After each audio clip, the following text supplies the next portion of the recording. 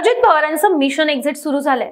महायुतीतून बाहेर पडणं अजितदादांसाठी नाईलाजच नाही तर त्यांची आता गरज बनलीय। निवडणुकांचा टाइम टेबल यायला, आचारसंहिता लागायला अवघ्या काही दिवसांचा कालावधी शिल्लक असताना अजितदादा बाहेर पडून स्वतंत्र लढणार हे आता जवळपास कन्फर्म झालंय। पण मोठा गाजावाजा करत काकांसोबत पंगा घेत उपमुख्यमंत्री बनलेल्या दादांवर ही वेळ का आलीय? मिशन एक्झिट केव्हा, कधी आणि कसं होईल? महायुतीतून बाहेर पडल्यानंतर दादांना खरंच फायदा होईल की तोटा? आणि सर्वात महत्त्वाचं म्हणजे अजितदादांचं घड्याळ या एका निर्णयाने तुतारी समोर टिकेल का? त्याचंच केलेलं हे पॉलिटिकल ॲनालिसिस। हॅलो, मी पद्मजा आणि तुम्ही पाहताय हॅलो महाराष्ट्र। मागच्या काही दिवसांपासून एकामागून एक घटना घडतायत। पहिली घटना आहे ती भाजप आमदार नितेश राणे यांनी मुस्लिम समाजाविरोधात वापरलेली भाषा। अजितदादांच्या राष्ट्रवादीला ती काही रुचली नव्हती। या विरोधात दिल्लीत भाजप पक्षश्रेष्ठींकडे तक्रार करू असा इशाराही अजितदादा गटाने दिला होता।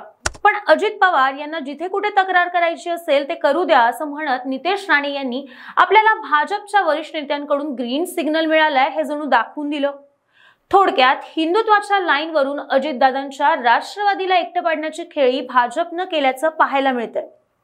हे कमी होतं की काय म्हणून काही दिवसांपूर्वी शिंदे गटातील आमदार संजय गायकवाड यांनी राहुल गांधी यांची जीभ छाटण्याची भाषा केली। अजितदादा या विषयावरही चांगलेच नाराज दिसले। पण भाजप आणि शिंदे गटाच्या पक्षश्रेष्ठींनी त्यांच्या नाराजीला थेट केराची टोपली दाखवल्याचं पाहायला मिळतं। लोकसभेच्या निकालात राष्ट्रवादीला महायुतीत इनमिन 4 जागा मिळाल्या। त्यातही अवघ्या एका जागेवर राष्ट्रवादीला विजय मिळवता आला। अगदी बारामती सारख्या बालेकिल्ल्यातही पुरी ताकद लावून सुनेत्रा पवार यांचाच 1.5 लाख मतांनी दारुण पराभव झाला।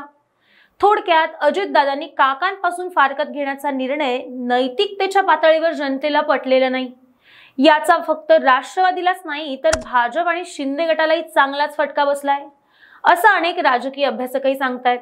त्यामुळे फडणवीस आणि शिंदे यांना विधानसभेला अजितदादांना सोबत घेण्याची रिस्क घ्यायची नाहीये हे आता तरी स्पष्ट दिसतंय।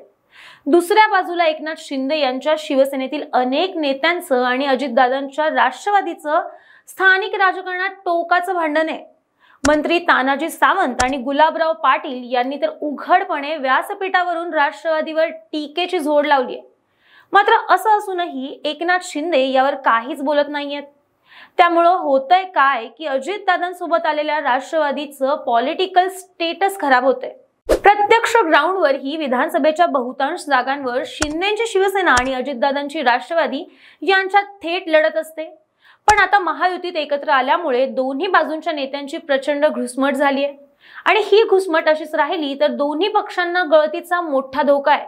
हे लक्षात घेऊन स्वतंत्र निवडणूक लढवण्याचा निर्णय अजितदादांनी स्वतःहून घेतला असावा किंवा तशी तडजोड शिंदे आणि फडणवीस यांच्याशी बोलून त्यांनी केली असावी।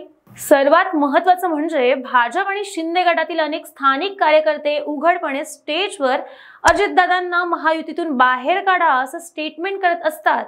थोडक्यात वैचारिक, स्थानिक आणि एकूणच सगळ्या अंगांचा विचार केला तर महायुतीत 2 चाकं एकसारखी असली तरी तिसरं चाक पूर्णतः ऑड मॅन आउट वाटतंय, ज्यामुळे गाडी धड पुढेही जात नाहीये। आणि यामुळे अजितदादा नाईलाजाने किंवा शिंदे फडणवीस जाणीवपूर्वक अजितदादांना महायुतीतून बाहेर पडायला भाग पाडतायत असा राजकीय युक्तिवाद सध्याच्या घडीला करता येईल। आचारसंहिता लागायला अवघे काही दिवस शिल्लक असल्यामुळे अजितदादांचं महायुतीतील मिशन एक्झिट येत्या काही दिवसातच घडून येईल अशा चर्चाही आता दबक्या आवाजात सुरू झाल्या। आता आपण येऊ शेवटच्या पण तितक्याच मुख्य मुद्द्यावर, तो म्हणजे महायुतीतून बाहेर पडल्यावर अजितदादांचा नेमका फायदा होईल की तोटा? तर याचा पहिला युक्तिवाद असा करता येऊ शकतो तो म्हणजे शरद पवारांची साथ सोडल्यानंतर अजितदादा यांच्यावर जनतेचा संताप होता तर शरद पवारांच्या बाजूने सहानुभूतीचं वारं तयार झालंय। त्याचा परिणाम लोकसभेच्या निकालात आपल्याला स्पष्टच दिसलाय। त्यात महायुतीत राहून निवडणूक लढवण्यात बरीचशी बंधनं होती। भाजपच्या नेतृत्वाने राजकारण करायला भाग पाडल्यामुळे अजितदादांना स्पष्टपणा, निर्भीड आणि जशास तसं या स्वभावाला थोडीशी मुरड घालावी लागली। अजितदादांना आणि त्यांच्या आमदारांना हे सहन होण्याच्या पलीकडे गेलं होतं। सरकारच्या विरोधात आधीच अँटी इन्कम्बसी आहे, त्यामुळे पक्षाला कमीत कमी डॅमेज करायचं असेल तर महायुतीतून बाहेर पडण्याचा निर्णय त्यातल्या त्यात चांगला म्हणावा लागेल। दुसरा मुद्दा येतो तो जागा वाटपातील बार्गेनिंग पॉवरचा। खरं तर राष्ट्रवादी अजित पवार गटाकडून 70 ते 80 जागांची मागणी केली जाते, पण शिंदे आणि फडणवीस 30 ते 40 जागांवर राष्ट्रवादीच्या तोंडाला पानं पुसण्याचा कार्यक्रम करू पाहतायत। त्यातही बंडखोरी करून शिंदेंनी जसा करिश्मा करून दाखवला तसा तो अजित पवारांना काही करता आलेला नाहीये।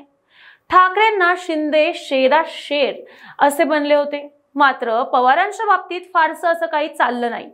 त्यामुळे जागा वाटपानंतर कमी जागा मिळाल्या म्हणून उरफोड करून बाहेर पडण्यापेक्षा आधीच बाहेर पडलं तर त्याचा चुकीचा इम्पॅक्ट होणार नाही, याचा विचार आता अजितदादांच्या डोक्यात असावा। सध्या अजितदादा पूर्णतः संपलेत असं म्हणणं तसं धाडसाचं ठरेल। राष्ट्रवादीतील अनेक हुकमी एक्के आजही त्यांच्या सोबत आहेत। अगदी डोळे झाकून म्हटलं तरी ते आरामात निवडून येतील। अजितदादांकडे निकालानंतर असणाऱ्या आमदारांचा आकडा सत्ता स्थापनेच्या वेळी नेमका गेम चेंज करतो।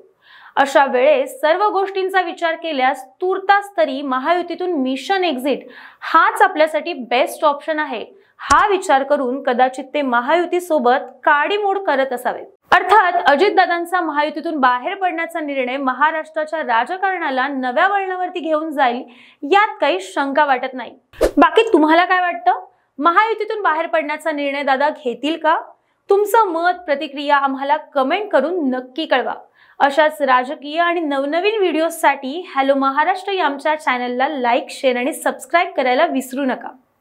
व्हिडिओ शेवटपर्यंत पाहिल्याबद्दल धन्यवाद।